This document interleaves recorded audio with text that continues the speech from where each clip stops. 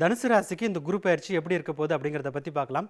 தனுசு ராசிக்கு இது வரைக்கும் குரு பகவான் 5ஆம் வீடான பூர்வ புண்ணிய ஸ்தானத்தில் சஞ்சரித்து வந்தார். சனி பகவானும் ரொம்ப ஒரு நல்ல ஒரு ஃபார்ச்சூன் பாயிண்டில் தான் இருந்திருக்காரு. இந்த குரு பயிற்சி முடிகிற வரைக்குமே, அதாவது அடுத்து வரக்கூடிய மார்ச் 2025 வரைக்குமே சனி பகவான் மிகவும் சாதகமான 3ஆம் வீட்டிலே தான் சஞ்சரிக்க போகிறாரு. அது உங்களுக்கு ஒரு ரொம்ப சந்தோஷமான விஷயம்தான். குரு பகவான் மே 1ஆம் தேதி உங்களுடைய 5ஆம் வீடை விட்டு 6ஆம் வீடான ருணரோக சத்துருஸ்தானத்துக்கு வராரு. ஸோ 6ஆம் வீடுங்கிறது நோய் எதிர்ப்பு, கடன் வியாதியை குறிக்கக்கூடிய இடம். ஸோ இந்த வீட்டில் சஞ்சரிக்கும் போது உங்களுக்கு சில பிரச்சனைகள் வரதான் போகுது. ஆனால் உங்களுக்கு இந்த பிரச்சனைகளுடைய தாக்கம் மிகவும் குறைவாக இருக்கும். அதுக்கு முக்கியமான காரணம் என்னன்னு பார்த்தீங்கன்னா, சனி 3ஆம் வீட்டில் இருக்குது. ஸோ இது என்ன பண்ணுன்னா, உங்களுக்கு குரு பகவான் என்னதான் பிரச்சனைகள் கொடுத்தாலும் சனி அதுக்குரிய சொல்யூஷன் கொடுத்துட்டே இருக்கும். உங்களுக்கு ஒரு தேக ஆரோக்கியத்திலேருந்து ஒரு பிரச்சனை வருதுன்னு வச்சுங்க. உங்களுக்கு ஒரு பிபி அதிகமாக இருக்குது, இல்லை கொலஸ்ட்ரால் அதிகமாக இருக்குது அப்படின்னா, நீங்கள் அது சீக்கிரமாகவே கண்டுபிடிச்சிருங்க. ஒரு ஜென்ரல் செக்கப் போகும்போது உங்களுக்கு ஒரு ஆரம்ப காலகட்டத்திலே உங்களுக்கு ஹெல்த் ப்ராப்ளம் வந்துருச்சு அப்படிங்கிறது தெரிஞ்சிடும். ஸோ அதனால் ஒரு தேவையான மெடிக்கேஷன் எடுக்கும்போது அந்த ப்ராப்ளம் அதிகமாகாமல் கண்ட்ரோல் பண்ணிடுவீங்க.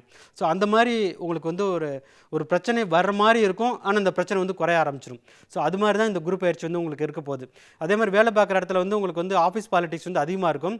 ஸோ ஆஃபீஸ் பாலிட்டிக்ஸ் ஒரு பிரச்சனை அதிகமாகிட்டே இருக்கிற மாதிரி இருக்கும். திடீர்னு உங்களுக்கு சடனாக மாறி உங்கள் சைடில் ஃபார்ச்சூன் வர ஆரம்பிச்சிடும். அது அந்த சனி அந்த பிரச்சனையை ஃபிக்ஸ் பண்ணி கொடுத்துரும். ஸோ குரு எவ்வளோ தான் பிரச்சனைகளை கிரியேட் பண்ணாலும் சனி அந்த பிரச்சனைகளை சுமூகமாக தீர்த்து வச்சுக்கிட்டே இருக்கிறதால உங்களுக்கு அந்த அளவுக்கு சனி குரு 6ஆம் வீட்டில் இருக்கிறதால 6ஆம் வீட்டில் இருக்கிறதோட வீரியம் அந்த அளவுக்கு உங்களுக்கு தெரியாதுன்னு தான் சொல்லணும். ஏன்னா சனி ஒரு மெதுவாக செல்லக்கூடிய கிரகம். இது வரைக்கும் சனி கிட்டத்தட்ட 1.5 வருஷம் 3ஆம் வீட்டில் இருந்துருச்சு. ஸோ இந்த கடைசியாக இருக்கக்கூடிய ஒரு வருஷம் சனியோட பலம் இன்னும் அளவுக்கு அதிகமாக இருக்கும்.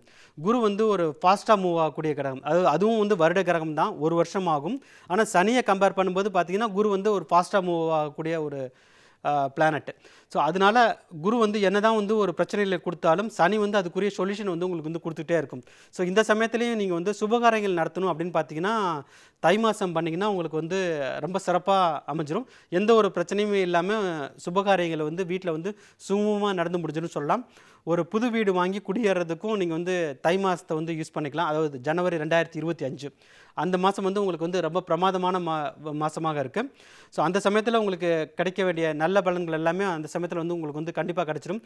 சனியும் குருவும் நல்ல ஒரு நிலையில் இருக்கக்கூடிய ஒரு நல்லது ஒரு காலகட்டமாக அதை பார்க்கலாம்.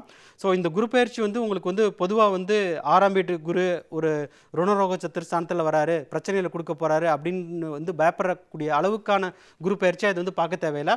முக்கியமாக சனியோட ஆதரவு உங்களுக்கு கண்டிப்பாக இந்த 6ஆம் இடத்து குருவை கிராஸ் பண்ணுறதுக்கு உதவும். சனி பகவான் வக்கரமடையக்கூடிய காலகட்டமும் உங்களுக்கு சிறப்பான காலகட்டமாக தான் இருக்குது. ஸோ தனுசு ராசிக்காரங்க இந்த 6ஆம் இடத்துல இருக்கிற இந்த குருவோட தாக்கத்தை குறைத்துக் கொள்வதற்கு, உங்களுடைய நல்ல பலன்களை அதிகப்படுத்திக் கொள்வதற்கும் பழனிமலை முருகனை வழிபடுவது மிகவும் சிறப்பான பலன்களை கொடுக்கும்.